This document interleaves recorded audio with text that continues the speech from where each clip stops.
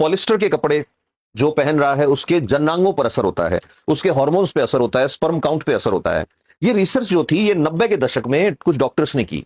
ये रिसर्च सबसे पहले कुत्तों पे हुई, मेल डॉग्स को पॉलिस्टर के कपड़े पहनाए। अब डॉग जो होता है उसके जनांग, उसके जेनाइटल ऑर्गन पीछे की साइड होते हैं, तो उसको वो कपड़े लपेट के रखा डॉग को। जितने कुत्तों ने पॉलिस्टर लपेटा हुआ था कुत्तों के, उन कुत्तों में से 50% से ज्यादा डॉग्स में स्पर्म काउंट कम हो गया, या वो जो डॉग थे उनके स्पर्म डिफेक्टिव हो गए। डिफेक्टिव मतलब किसी में मूवमेंट नहीं हो रही स्पर्म में, कोई स्पर्म जो है उसमें क्रोमोसोमल जो है एबनॉर्मेलिटी जनरेट हो रही है बच्चे के अंदर। फिर उन्होंने यही एक्सपेरिमेंट बिग्स पे किया, फीमेल डॉग पे। फीमेल डॉग के पीछे के एरिया में उन्होंने पॉलिस्टर लपेट दिया ऐसे करके। अब जब लपेटा तो पता लगा कि फीमेल में प्रोजेस्टेरॉन लेवल चेंज हो गया है। अब जैसे प्रोजेस्टेरॉन लेवल चेंज हो गया, फिर वो जो फीमेल थी उनका जो है फिजिकल कांटेक्ट जब मेल डॉग के साथ उनकी मीटिंग कराई, तो वो फीमेल प्रेग्नेंट ही नहीं हो रही है। वो जो फीमेल डॉग थी, बिच थी, वो प्रेग्नेंट नहीं हो रही है।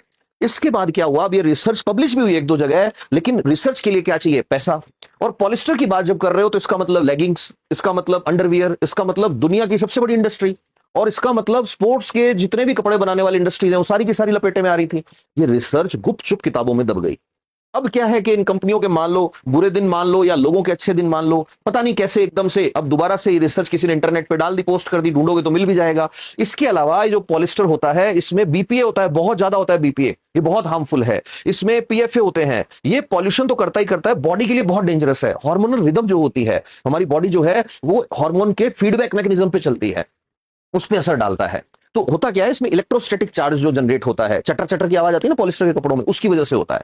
अब देखो सबसे बड़ी एक और चीज, कि जो पैसे वाले लोग हैं ना, और जो ये मिडिल क्लास में, अपर मिडिल क्लास स्पेशली, जो अभी अभी मॉडर्न बनना शुरू हुए हैं, एक जनरेशन, पहली जनरेशन, तो इन लोगों को बड़ी तकलीफ होती है जब इनको कोई ये बताए कि देखो ये जो लेगिंग तुम पहन रही हो ना, ये जो तुम यूज कर रहे हो इसमें पॉलिस्टर है, ये जो तुम महंगे ब्रांड के कपड़े ला रहे हो उसमें पॉलिस्टर है, पॉलिस्टर बहुत डेंजरस है बॉडी के लिए।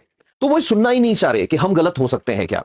ये एक नई प्रॉब्लम आ गई है कि नहीं, we can not be wrong. ये ठीक ऐसे है जैसे सालों तक जो है बच्चों को वो पाउडर घोल घोल के पिलाए मम्मियों ने सुबह सुबह कि मेरी बेटी लंबी हो जाए, मेरा बेटा बहुत स्ट्रांग हो जाए। अब पता लग रहा है कि वो जो 400-500 रुपए का लाते थे घोलने, लेकिन मेरा बच्चा बने स्ट्रांग, स्मार्टर, टॉलर, उसके अंदर 90% चीजें ऐसी थी जिनमें चीनी सबसे ज्यादा है, बाकी तो कुछ भी ऐसा नहीं था अलग हो जिसके अंदर।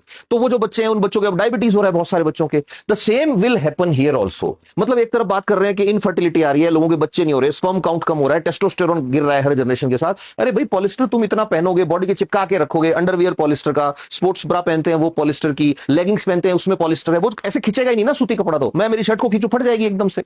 तो होगा क्या, वही जमाना वापस आएगा, वो दादाजी वाली शर्ट्स, वो बनियान सिलानी पड़ेगी जिसमें यहां पॉकेट हुआ करती थी। और रुको अभी थोड़े साल, ये कुर्ते पजामे पे आएंगे देखना।